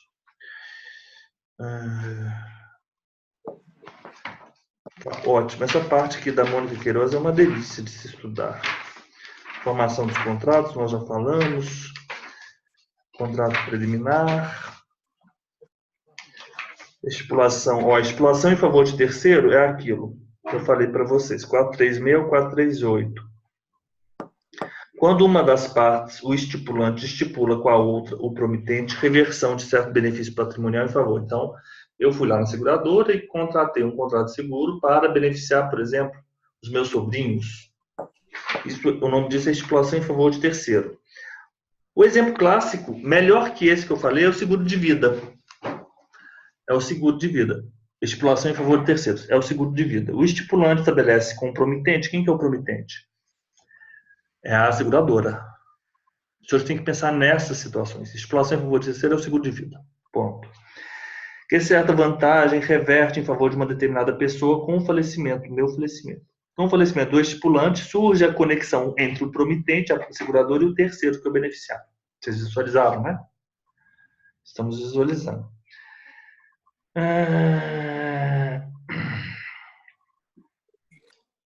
O beneficiário, ele obviamente não precisa ter capacidade contratual, afinal de contas ele é beneficiário. Ele fará parte de uma relação independente de ter capacidade. Então, é isso.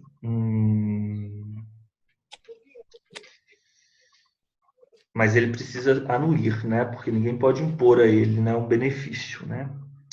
O que se estipula em favor de terceiro, o que estipula em favor de terceiro pode exigir o cumprimento da obrigação. Por isso que esse aqui não dá, né? Porque aquele o que estipula, mas deveria ser melhor dizendo assim, quem estipula? Quem estipula? É o seguro da casa dos sobrinhos, porque quem estipula, o que estipula, eu acho que ficaria melhor dizer quem, ele está querendo dizer que, o que estipula, na verdade, quem estipula em favor de terceiro pode exigir o cumprimento da obrigação. Então, eu posso que a seguradora indenize os meus sobrinhos pelos danos dos carros dele, correto? Ao terceiro em favor de quem se estipulou a obrigação, também é permitido exigi-la, ficando, todavia, sujeita às condições e normas do contrato, se a ele anuir e o estipulante não inovar. Então, esse é o exemplo. Né? Ela pode ser inter vivos ou causa mortes. A promessa do fato de terceiro é aquela pessoa, ele colocou o exemplo, seria uma pessoa promitente que promete a outra. Então, eu prometo para a Elisa que o Roberto Carlos vai cantar na festa da Elisa. Você gosta do Roberto Carlos, Elisa? Então eu tenho que me indenizar a Elisa, né? Professor, eu gosto mais do João Gilberto. Aí realmente o senhor teria que indenizar, porque o João Gilberto não costuma aparecer. O João Gilberto, inclusive, ele, se me parece, ele está sob interdição, sabia disso? Tá. Né? João Gilberto. Vamos adiante. Ele fazia uns shows e nunca ia, né? O último foi no Canecão, uma coisa assim, né, Elisa? 339. E eu tenho um tio já falecido que era desembargador, né? Mas quando ainda era juiz, ele ligou para a casa do juiz, que era meu tio, para falar que ele não podia ter feito show, tarará. E, nossa, meu tio ficou assim, não falou nada, né? Só falou na sentença. Mas ficou uma fera, porque ele ligou para a casa do juiz. Aí meu tio, na sentença, meu tio era, homeopata, né? Então ele deu uma receita do que ele deveria ter tomado para a voz dele não ter falhado. Engraçadíssima a sentença do meu tio. Peraí, deixa eu ver se eu entendi essa história, porque esse caso é muito bom. O João Gilberto faltou a um show e o contratante ajuizou uma ação contra o João Gilberto. E essa demanda caiu para o seu tio desembargador. Não, ele era juiz, Severiano Inácio de Aragão. E aí o João Gilberto ligou para a casa do juiz. Aí tá bom. O João Gilberto, que era a parte que estava sendo demandada, ligou para o juiz e falou para ele que não pôde ir no show, ao invés dele se manifestar nos autos, correto? E ele era amigo do seu tio? Não, meu tio nunca tinha ouvido falar dele. Assim, meu tio gostava de bossa nova, e meu tio era paraibano. Só ousado mesmo, né? Então ele ligou para ele, mas é bem legal isso. Ligou para o juiz e falou: olha, eu não pude ir porque eu tive um problema na voz. Aí seu tio não se manifestou, provavelmente, mas se manifestou na sentença, dizendo que para a voz, o remédio homeopático. Ele tinha que fazer bochecho com mel e limão, não sei quantas vezes, não sei quantos minutos antes do show. E aquilo não era uma desculpa. Nossa, o meu tio ficou uma fera. E foi contra ele, né, na sentença. Isso aí está parecendo, Elisa, o precursor o precursor da receita de miojo. Essa, você lembra que o pessoal coloca ali as partes, não os juízes, né? Que as partes colocam ali receita do miojo no meio de uma defesa, porque sabe que o juiz não vai ler? Vocês já viram isso? Muitos advogados fazem isso. Já ouvi falar. Beleza, a gente sabe que você é uma juíza, mas você nunca lê as minhas defesas. Então, em determinado momento, ali na minha página 35, eu vou escrever agora, doutora Elisa, a senhora poderia tomar um tempo, descansar e vem fazer esse miojo, que é maravilhoso. Aí você decide e você não fala nada sobre a receita do miojo. Aí depois, eu, para desmoralizá-la, falo, tá vendo? Eu coloquei a receita do miojo aqui e a juíza nem rebateu o que eu falei. Você nunca viu isso? Isso é Não. isso é... O meu tio, professor, não é porque era meu tio, não, mas meu tio era tão diferente que eu nem sabia que existia juizite. Eu nem sabia, porque o meu tio era muito fechado, mas muito simples. Ele não tinha, assim, nada... Não sei, Mário, se você o conheceu. Ele dava aula na Cândido Mendes e numa outra faculdade aí do Rio. Várias pessoas, mas ele teria 85 anos agora. E ele já é falecido? Ele é falecido desde 71 anos de idade, já faz 14 anos. É da idade do meu pai. Meu pai está com 85 anos. E olha que coisa. E ele era juiz no Rio de Janeiro? No Rio de Janeiro. Então tá explicado, porque o show devia ser no Canecão, João Gilberto é carioca, o contratante devia ser o empresário lá do Canecão, que é uma pessoa até muito famosa. Na época, eu vi na revista Veja, acho que o João Gilberto levou uns 2 milhões naquela época. Mas não foi do último show, não, porque ele costumava fazer isso, né? Ele e o Tim Maia. Ele e o Tim Maia. O Tim Maia também era mala. Vamos lá. Elisa, o contrato preliminar deve conter todos os requisitos essenciais ao contrato a ser celebrado? Sim ou não? O contrato preliminar deve conter todos os requisitos Qual é o artigo? do contrato a ser celebrado, exceto quanto à forma. Elisa, então tá. Eu e você vamos... eu quero comprar a sua casa. A sua casa, obrigatoriamente, escritura pública, porque vale mais de 30 salários mínimos. Mas o contrato preliminar, não. O contrato preliminar não precisa desta forma. 462, artigo 462. Josélia, concluído o contrato preliminar, com observância do artigo antecedente, e desde que não conste uma cláusula de arrependimento, quem terá o direito de exigir a celebração do contrato definitivo? Qualquer das partes poderá exigir a celebração do definitivo, assinando prazo à outra para que o efetive. Ok. Lorena, o contrato preliminar deverá ser levado ao registro competente? Sim, deverá ser. O contrato preliminar, sim, deve ser levado. Mário, esgotado o prazo, poderá o juiz, a pedido do interessado, suprir a vontade da parte inadimplente? Sim, conferindo caráter definitivo ao contrato preliminar, salvo se isto se opuser à natureza da obrigação. Por exemplo, se for uma obrigação intuito persona, pintar o quadro, não tem como, né? Mas for a compra e venda de um imóvel, sim. Nilson, se o estipulante não der execução ao contrato preliminar, poderá a outra parte considerá-lo desfeito? Se positiva a resposta, o que poderá pedir? Sim, poderá pedir perdas e danos. Isso, então, se o estipulante não der execução ao contrato preliminar, a outra pode considerá-lo desfeito e pedir perdas e danos. Elisa, se a promessa de contrato for unilateral, o que deverá fazer o credor? Sob pena de a promessa unilateral ficar sem efeito, deverá o credor manifestar-se no prazo previsto ou, na inexistência do prazo para manifestação, deverá o credor manifestar-se no prazo razoavelmente assinalado pelo devedor. Tá. Daqui a pouco eu volto aqui, porque ele já está meia. Daqui a pouco eu falo sobre isso. Daqui a pouco não, deixo na minha lista negra. Lista negra, ótimo.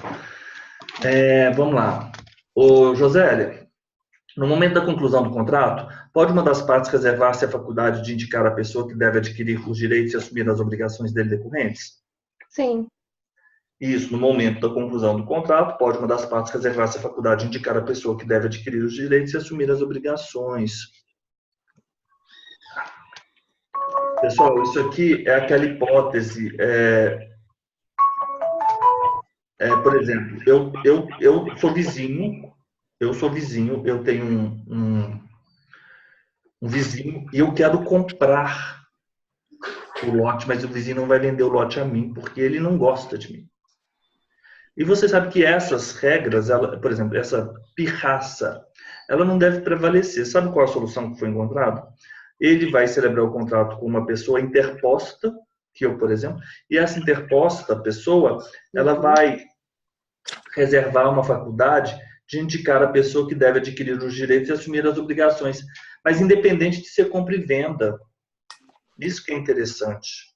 Vocês estão entendendo? Uhum. Então, por exemplo, eu peço a Lorena que compre o terreno para mim, com essa cláusula de transferir a mim, mas a Lorena não vai fazer uma venda para mim, correto? Não é uma compra e venda, ela só vai comprar do meu vizinho. Isso aí é o momento da conclusão do contrato. Pode uma das partes reservar essa faculdade e indicar a pessoa que deve adquirir os direitos e assumir as obrigações. Mas aí a Lorena não tem que me vender, correto? E, obviamente, não vai ter os custos envolvidos nessa transação. Tanto tributários quanto cartoriais, né? Ô, Lorena, já que estamos a conversar, agora é você. Qual prazo será dado para que a indicação deve ser comunicada a outra parte? Isso aqui é péssimo português. Essa indicação deve ser comunicada a outra parte, ou seja, ao alienante, em qual prazo? No prazo de 5 dias da conclusão do contrato, se outro não tiver sido estipulado. Ok, então você comunica que você vai transferir os direitos a uma outra pessoa, indicando em 5 dias da conclusão do contrato.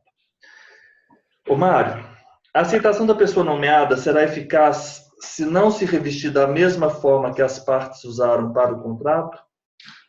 Não, será ineficaz. Então, se foi feita a escritura pública, a aceitação deve ser por escritura pública. É isso que ele está falando. Ô, Nilson, a pessoa nomeada de conformidade com os artigos antecedentes adquire os direitos e assume as obrigações decorrentes do contrato a partir de qual momento? Do momento em que foi celebrado. Elisa, em quais casos o contrato será eficaz somente entre os contratantes originários? O contrato será eficaz somente entre os contratantes originários se não houver indicação da pessoa ou se o nomeado se recusar a aceitá-la. E ainda se a pessoa nomeada for insolvente e a outra pessoa o desconhecia no momento da indicação. Perfeito, perfeito. 470. Ô, Josélia, me responde por gentileza. Se a pessoa nomear incapaz ou insolvente, no momento da nomeação, o contrato produzirá seus efeitos entre quem? Entre os contratantes originários. Exatamente. Lorena, de que forma far-se-á o distrato? Pela mesma forma exigida para o contrato. Ô, Mário, a resilição unilateral, nos casos em que a lei expressa ou implicitamente o permita, opera-se de que forma? Mediante denúncia notificada à outra parte. Ô, Nilson, se, porém, dada a natureza do contrato, uma das partes houver feito investimentos consideráveis para a execução do contrato, a denúncia unilateral só produzirá efeitos a partir de qual momento? Depois de transcorrido o prazo compatível com a natureza e o vulto dos investimentos. Ok. Elisa, a cláusula resolutiva expressa opera de pleno direito e a tácita? A cláusula resolutiva expressa opera de pleno direito. Já a cláusula resolutiva tácita depende de interpelação judicial. Ok. Josélia, a parte lesada pelo inadimplemento pode pedir a resolução do contrato, se não preferir exigir-lhe o cumprimento? Cabe perdas e danos? Sim, cabendo em qualquer dos casos a indenização por perdas e danos. Exatamente. A parte lesada, pelo inadimplemento, ela pode pedir a resolução, se não preferir exigir-lhe da outra parte o cumprimento. Cabendo em qualquer dos casos, indenização por perdas e danos. Lorena, nos contratos bilaterais... vou ter que ir lá. Lorena, você saberia me dizer de bate-pronto o que é um contrato bilateral? Em que há o contrato bilateral, em que há ônus para ambas as partes. Ambas partes assumem obrigações. Obrigações, né? exato. Ok, exatamente, perfeito. Nesses contratos, o típico é a compra e venda, antes de cumprir da sua obrigação, quem pode exigir o implemento do dado do outro? Isso está errado também, essa pergunta não está boa. Eu posso falar o seguinte, vou fazer ou de outra forma. Nos contratos bilaterais, que são aqueles contratos também conhecidos como, qual a outra definição de bilateral? Sinalagmáticos? Exatamente. Nos contratos bilaterais, são aqueles contratos em que ambas partes assumem a obrigação, né? É a compra e venda.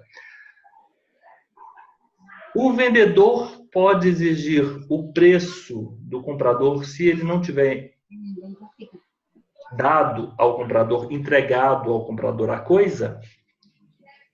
Não, somente após cumprir da sua parte, ele pode exigir a obrigação. Isso. Então, nenhum dos contratantes, antes de cumprir a sua obrigação, pode exigir o implemento do outro, né?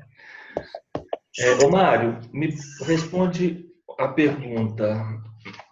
Se depois de concluído o contrato, sobrevier a uma das partes contratantes diminuição em seu patrimônio capaz de comprometer ou tornar duvidosa a prestação pela qual se obrigou, o que pode a outra parte? Recusar-se à prestação que lhe incumbe até que aquela satisfaça a que lhe compete e dê garantia bastante de satisfazê-lo. Exato, exatamente. Recusar-se à prestação até que aquela satisfaça a que lhe compete ou dê garantia obstante. Perfeito. Ô, Nilson, nos contratos de execução continuada ou diferida, deixa eu ler aqui para os senhores a definição disso. Execução diferida. Deixa eu só ler isso aqui. É aquela que se posterga no tempo, né? Ó, diferida. Mas qual que é a diferença entre o continuado e o diferida, Josélia? Agora não estou sabendo te responder agora, não. Tudo Mas bem. entendo que, assim, que a são... é aquela que tem um curso que corre a partir do contrato, o curso dela.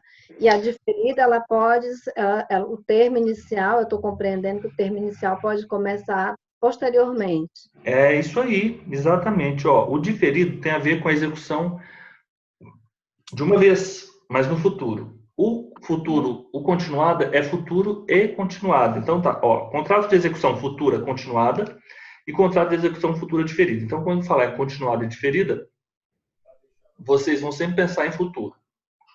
Vencemos essa parte, já sabemos que é futuro. O de execução continuada, ou, portanto, execução futura continuada, trata-se do contrato em que o seu cumprimento se dá paulatinamente por meio de subvenções periódicas, isso é, ocorre o pagamento de parcelas. Por exemplo, a compra e venda com pagamento estipulado por meio de parcelas quinzenais, mensais e trimestrais. O diferida é a mesma coisa, futura, nesse aspecto. Porém, de uma só vez, é a compra e venda com pagamento efetuado por meio de um cheque pós-datado. Uhum. Pós-datado. Ótimo. Vamos lá. Quem que foi a última pessoa? Quem é agora? Sou eu agora. É você, Lorena? Ó, Lorena, é o seguinte. Nos contratos de execução continuada ou diferida, se a prestação de uma das partes se tornar excessivamente onerosa, com extrema vantagem para a outra parte, em virtude de acontecimentos extraordinários e imprevisíveis, o que pode o devedor? E o que decretará a sentença? Poderá o devedor pedir a resolução do contrato. Os efeitos da sentença... Os efeitos. Como retroagirão os efeitos da sentença? Retroagirão a data da citação. 358. Esses cartões eu vou refazê-los, porque não estão adequados, as perguntas não estão tão boas como elas podem ficar melhores.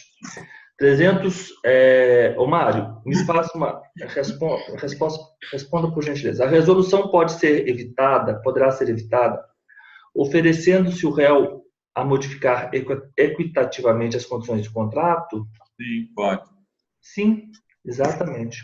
Como pode ser evitada a resolução? Oferecendo-se o réu a modificar equitativamente as condições do contrato. E, por fim, o Nilson. Nilson, se no contrato as obrigações couberem a apenas uma das partes, o que poderá ela pleitear? Que a sua prestação seja reduzida ou alterado o modo de executá-la, a fim de evitar a onerosidade excessiva.